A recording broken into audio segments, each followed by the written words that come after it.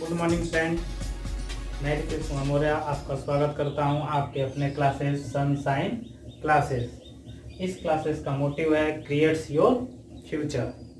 ठीक है दोस्तों, तो आज हम आपके सामने मैं बीटीसी सेकेंड सेमेस्टर का, ठीक है ना, बीटीसी सेकेंड सेमेस्टर की क्लासेस स्टार्ट कर रहे हैं। और जो हमारा आज का सब्जेक्ट है वो है मैथ। हमारा जो सब्जेक्ट है मैथ।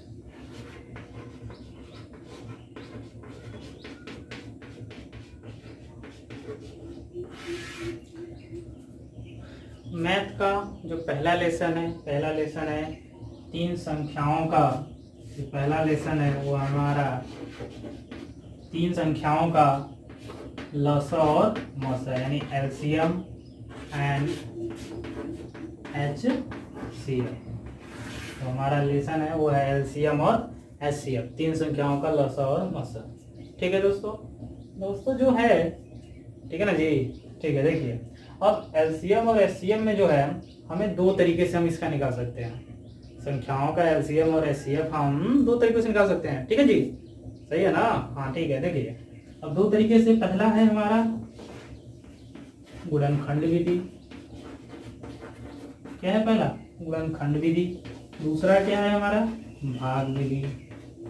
पहला है गुणनखंड, दूसरा है भाग विधि। ठीक, चलिए अब देखिए, अब इसको हमें दो तरीके से निकालना है। तो हमारा जो सिलेबस है वो भी यही कहता है कि हमें गुणनखंड विधि और भाग विधि से क्या करना है, एलसीएम और एचसीएफ निकालना है तीन संख्याओं का। ठीक है, चलिए देखते हैं। अब चूंकि देखिए हम बीटीसी कर रहे हैं ना भाई, तो हमको पता होना चाहिए हमें जो सिखाया जाता है, हमें क्या सिखाया जाता है कि हमें कोई चीज सरल से कठिन की तरफ जाना चाहिए। किधर जाना चाहिए? सरल से कठिन की तरफ। तो सबसे पहले हम दो संख्याओं का देखते हैं। सबसे पहले हम कितने का देखते हैं? दो संख्याओं का। फिर हम बात करेंगे तीन संख्याओं का। तो दो संख्याओं का हम देखते हैं एलसीएम और एचसीएफ, गुणनखंड विधि और भाग विधि से। ठीक है, चलिए अब बात आई गुणनखंड। बात किसकी आई? गुणनखंड विधि से एलसीएम और एचसीएफ निकालने से पहले हमें देखना होगा कि गुणनखंड हमें क्या आना चाहिए? गुणनखंड आना चाहिए। गुणनखंड अगर आता है तभी हम एलसीएम और एचसीएफ निकाल पाएंगे। ठीक है दोस्तों, चलिए अब देखते हैं कि गुणनखंड कैसे किया जाता है। नाम है गुणनखंड। नाम से ही क्लियर है। खंड मतलब क्या होता है? तोड़ना। इसी चीज को क्या करना है? इतना है तोड़ दो, दो भागों में तोड़ दिया हमने, इसका खंड हो गया। आइए समझे। और गुणन मतलब क्या होता है? आपको भी पता है, गुणन मतलब मल्टीप्लाई यानी गुणन, यानी मल्टीप्लाई या गुणा करना। ठीक है ना जी। यानी हम किसी संख्या को, कोई संख्या हमारे पास सामने हो, कोई भी संख्या, ठीक है ना, एग्जांपल जैसे 36, तो हमको क्या करना है? इसका खंड करना है। खंड मतलब तोड़ देना। जैसा कि हमने बताया, क्या खंड मतलब बड़ा था, उसको हमने तोड़ दिया छोटे छोटे पार्ट में। चीजें वही हैं, समझ में आ रही है ना। हमारे पास एक बिस्किट है, उसको हमने तोड़ दिया दो भाग में। आज भी हमारे पास वही चीज है, दोनों जोड़ देंगे एक बिस्किट मिलेगा। ऐसा नहीं है कि तोड़ दिया तो 4-5 बिस्किट हो गए। वो है एक बिस्किट, अगर उसका गुणा कर देंगे एक ही बिस्किट आएगा। ठीक है ना। तो इसी तरह इसमें भी है। नंबर हमारे पास है 36। अब इस 36 का हमें गुणनखंड करना है। ध्यान रखना कि चीजें वही आनी चाहिए। अब ऐसा नहीं है कि दोनों को जोड़ देंगे तो कुछ और मिलेगा, एक ही बिस्किट मिलेगी। ठीक है ना। इसका हमें गुणनखंड करना है। इसमें आती है बात, एक बात और आता है, अभाज्य संख्या। अभाज्य संख्या, ठीक है ना जी। अभाज्य संख्या और भाज्य संख्या, दो बातें आ गई। नहीं, अरे नया नया है, लेकिन हम बचपन से पढ़ते आ रहे हैं। भाज्य संख्या क्या होता है? अभाज्य संख्या, अरे पढ़ रहे हो ना भाई? हाँ पढ़ रहे हैं। देखो क्या पढ़ते हैं। भाज्य क्या होता है? भाज्य संख्या क्या होती है? भाज्य संख्या वह संख्या होती है जो कि किसी अन्य नंबर से भी क्या हो जाती है? कट जाती है, डिवाइड हो जाती है, भाग उसमें चला जाता है। जैसे 4, 8, 12, ये सब क्या है? 36, ये सब क्या है? भाज्य संख्या है। देखो 4 2 से भी कट रहा है और 4 से भी कट रहा है। 8 जो है तुम्हारा 2 से भी कट रहा है, 4 से भी कट रहा है और 8 से भी कट रहा है। 12 जो है तुम्हारा 2 से भी कट रहा है, 3 से भी कट जाएगा, 4 से भी कट जाएगा। आई बात समझ में? इसी तरह 36 है, ये 6 से भी कट जाएगा, 4 से भी कट जाएगा, 2 से भी कट जाता है, ठीक है ना, 3 से भी कट जाता है। यानी कि कहने का मतलब है भाज्य संख्या वो होती है जो कि स्वयं से या किसी अन्य नंबर से यानी किसी और संख्या से भी वो क्या हो जाए, कट जाती है, भाग उसमें चला जाता है, तो संख्या भाज्य संख्या होती है। लेकिन अब अगला है अभाज्य संख्या। अभाज्य संख्या, तो अभाज्य संख्या क्या होती है, आप लोग नोट्स बनाते चलिएगा, हम जो बोल रहे हैं उसको लिखते चलिएगा, ठीक है ना, उसको ध्यान से सुनिए और लिखते चलिए।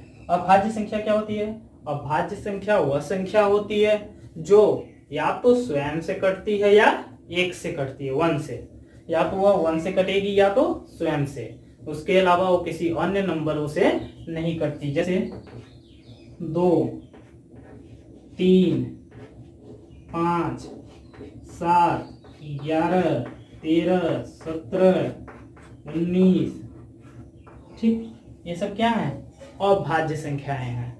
देखो 2 किसी और से कटेगा नहीं कटेगा, या तो एक से कटेगा या स्वयं से कटेगा। इसी तरह 3 है तो 3 भी क्या है, या तो एक से कटेगा या 3 से कटेगा। 5 वो भी एक से कटेगा या 5 से कटेगा। कहने मतलब ये सारे नंबर जो है अभाज्य संख्याएं होती हैं जो कि या तो स्वयं से कटती हैं या तो एक से कटती है, उन्हें अभाज्य बोलते हैं। भाज्य मतलब होता है उसका भाग चला जाए, भाग उसमें चला जाए। या अ मतलब पता है ना, किसी चीज के आगे अ लग जाता है मतलब उसका निगेटिव बात करता है, उसका जस्ट अपोजिट बात करता है। अभाज्य मतलब इसका कोई और भाज्य नहीं होगा, लेकिन भाज्य संख्या मतलब इसके और भी भाज्य हो सकते हैं। आई बात समझ में, नाम से क्लियर है, ठीक है। तो अरे समझ में आया जी, ठीक है, अगर समझ में आ रहा है तो कमेंट में यस यस करके भेजिए ना फिर, ठीक है। चलिए देखते हैं अब। तो हमें सबसे पहले बात पता चल गई भाज्य और अभाज्य। तो हम क्या देख रहे थे, गुणनखंड विधि या गुणनखंड देख रहे थे कि क्या होता है गुणनखंड। चलिए हम देख लेते हैं सबसे पहले गुणनखंड क्या होता है। हमने बताया था, एग्जाम्पल लिया था 36। तो देखिए गुणनखंड करने के लिए हमें सबसे पहले हम इस नंबर में उन्हीं नंबर से भाग देते जाएंगे जो कि अभाज्य संख्याएं होंगी। क्या होंगी, अभाज्य संख्याएं। ऐसे तो हम तो बचपन से पढ़ते आ रहे हैं, इसको तो हम बचपन से न पढ़ रहे हैं। यानी हम सबसे पहले यहाँ पे वही नंबर लिखेंगे जो कि अभाज्य संख्या होगी, और छोटी से छोटी अभाज्य संख्याओं से हम क्या करते हैं, उसको भाग देना स्टार्ट करते हैं। सबसे छोटी संख्या मान देखते हैं 2, और 2 से इसमें भाग देना होगा। तो 2 से भाग देंगे तो 2 एक कम 2, एक हासिल बचता है जो इसके साथ चला जाएगा, हो जाएगा 16। तो 2 अट्ठे 16, ठीक है जी। अब फिर 2 से देंगे 9, फिर 2 से देंगे क्या जाएगा, अब जाएगा, अरे नहीं जाएगा महाराज। अब इसको किससे भाग दीजिए, 3 से दीजिए। तो 3 से देंगे, अब देखिए इसके बाद अगला भाज्य संख्या हमारे पास 3 था, 3 से देंगे तो 3 त्रिका 9, फिर 3 से भाग देंगे तो 3 एकम 3। अब 1 आ गया, इसको यहीं पे छोड़ देते हैं। यानी अब हमारे पास जो 36 का गुणनखंड है वो क्या आ गया, 2 गुणे 2 गुणे 3 गुणे 3। ये हमारा क्या है, अभाज्य संख्याओं से गुणनखंड, ठीक है ना। 36 का गुणनखंड इस तरीके से हम करते हैं। इतनी बात क्लियर हुई। अगर किसी को कोई प्रॉब्लम है तो कमेंट में लिखकर भेज दीजिएगा, हम देख लेंगे, फिर उसका सॉल्यूशन आपको कर देंगे, ठीक है। चलिए ये हम देख लिए क्या, गुणनखंड, ठीक। एक हम गुणनखंड देते हैं, जल्दी से आप लोग करिए। 45 का गुणनखंड करके हमको बताइए, आप लोग कमेंट में लिखिए, जल्दी जल्दी करिए।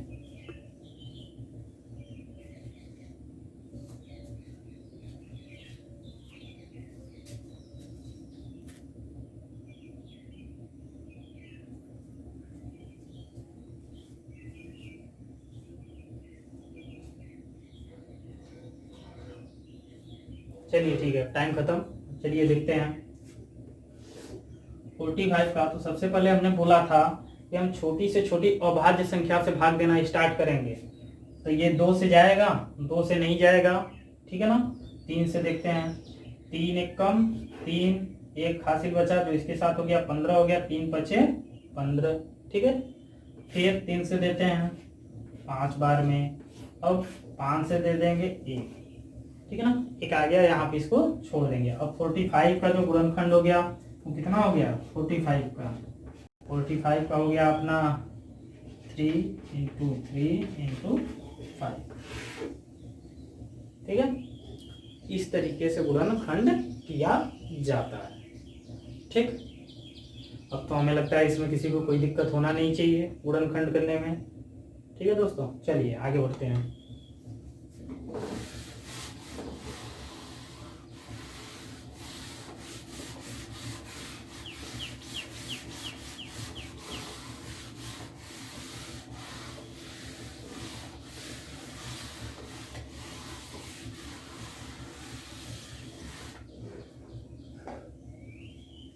चलिए तो हम देखते हैं कि अब दो संख्याओं का कैसे लस और मस लिया जाता है, ठीक।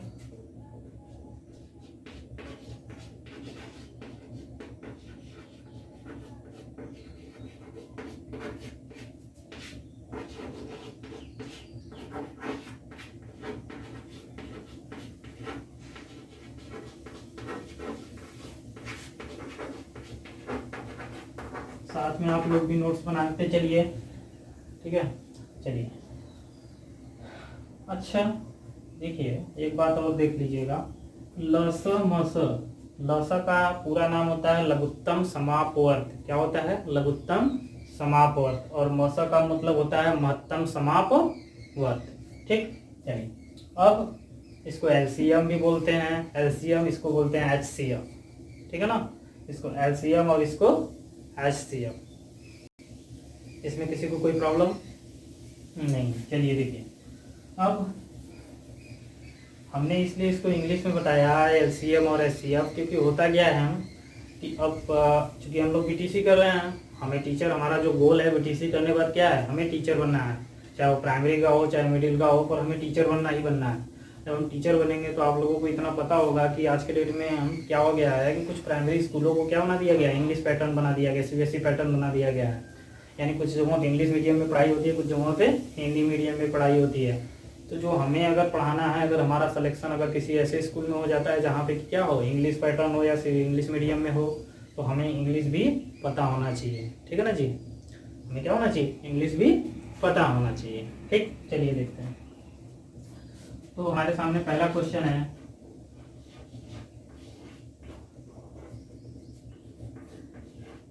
ठीक, 36 और 40 यानी 36 और 40, हमें इनका क्या लेना है, एलसीएम निकालना है, यानी लस निकालना है। क्या निकालना है, लस। तो सबसे पहले गुणनखंड विधि से देखना है। तो गुणनखंड विधि से अगर हम देखेंगे तो सबसे पहले हम क्या करें, 36 का गुणनखंड करते हैं। 36 का गुणनखंड करेंगे, बोले थे सबसे अभाज्य संख्या से भाग देना शुरू करेंगे। तो 2 × 1 = 2, 2 × 8 = 16, फिर 2 से देंगे 9 बार। अब 2 से तो ये जाएगा नहीं, तो 3 से देंगे, तो 3 × 3 = 9, फिर 3 से देंगे, 3 × 1 = 3, ठीक। अब इसी तरफ 40 का ले लेते हैं। तो जो 40 का होगा, 2 से देते हैं 20, फिर 2 से देते हैं 10, फिर 2 से देते हैं 5, फिर 5 से देते हैं 1। जब तक 1 नहीं आ जाता है तब तक इसको भाग देते जाते हैं, ठीक है। चलिए, यानी 36 का जो हमारे पास आ गया गुणनखंड, वो कितना आ गया, 2 × 2 × 3 × 3।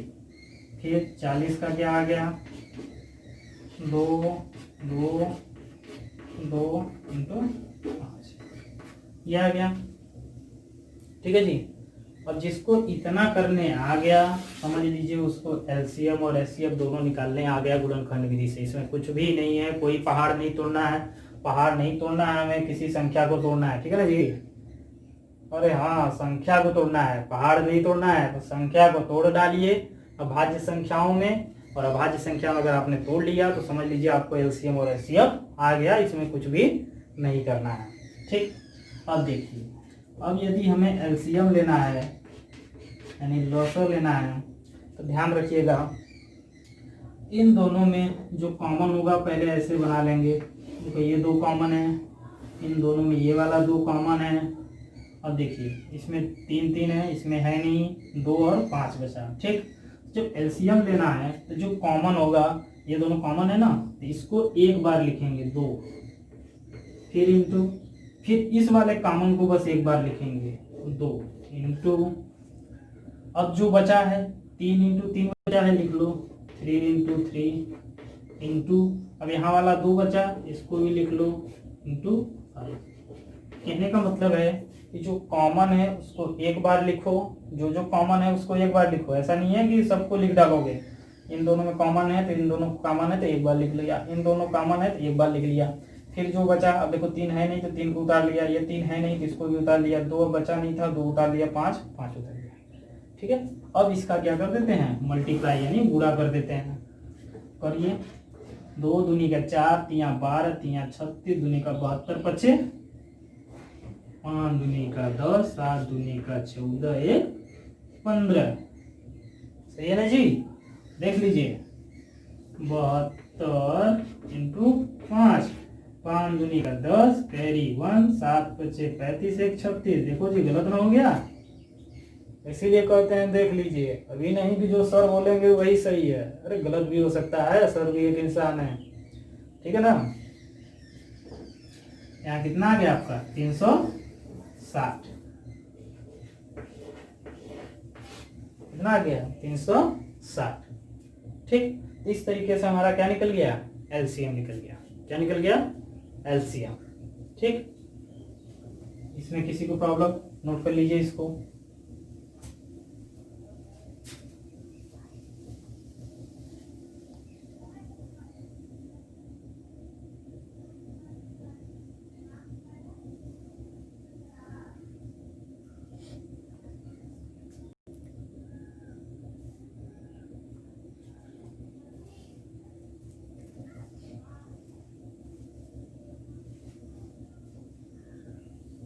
हो गया, चलिए आगे देखते हैं। ये तो हमारा क्या निकल गया, एलसीएम निकल गया। अब हमें क्या निकालना है, इसका एचसीएफ यानी महत्तम समापर्त या मौसर। तो देखिए इसका मौसर क्या होगा या सीएफ क्या होगा। देखिए अब हमने इसमें क्या किया कि जो जो कॉमन था उसको एक बार लिखा, जो बाकी बचा था उसको ऐसे ही उतार लिया।